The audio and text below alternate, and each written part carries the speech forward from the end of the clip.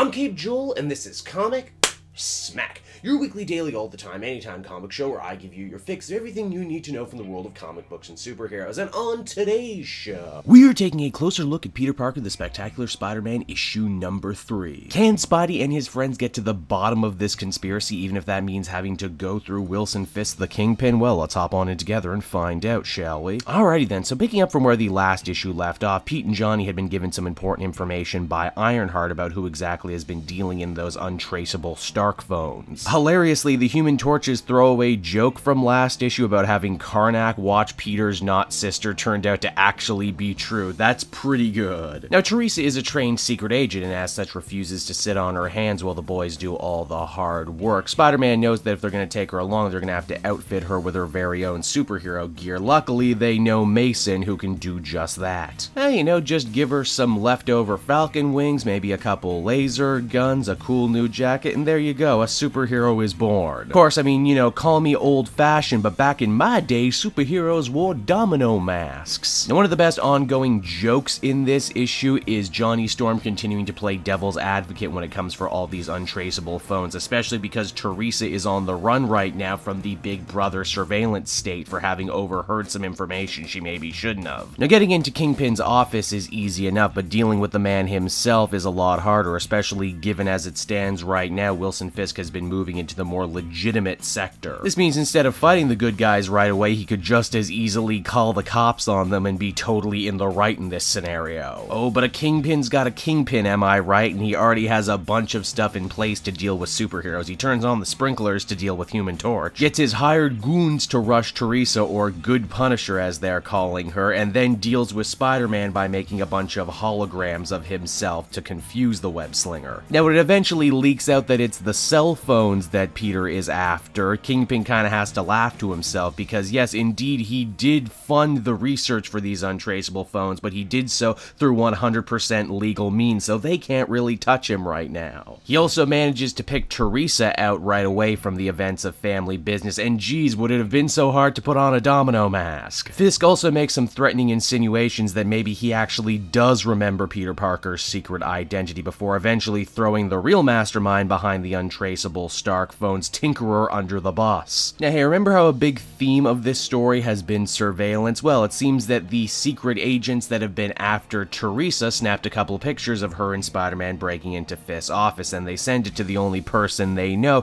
who could actually make something of this. Good old J. Jonah Jameson, who's a little bored with his job at the Fact Channel right now, but as soon as someone puts some Spider-Man photos on his desk, oh man, you better believe he's ready to rock as the comic winds down. So that was Peter Parker, the Spectacular Spider-Man issue number 3, everyone, and overall I continue to really enjoy this one. It's a breath of fresh air for the Spider-Man books. It's nice and street level with Spider-Man dealing with problems that don't affect the whole world. It's also a book that really tries to show us that Spider-Man does have friends and is capable of interacting with other people in the superhero community. Zdarsky also continues to craft a chuckle-worthy book with a nice quippy Spider-Man, and even his handle on villains like the Kingpin is pretty good too, I must admit. Overall, I enjoyed this one. It's perhaps not as special as the 2 issues that preceded it, but I'm still totally very much in this arc. I would give it a 7 out of 10. So that's Spider-Man, everybody. I hope you enjoyed it, and as always, want to check out some of these other videos on the channel. Then you can follow me on social media at Cape Joel, and if you're looking for a great price on comic book trades and to support the channel at the same time, please use my book depository link down in the description the next time you go shopping.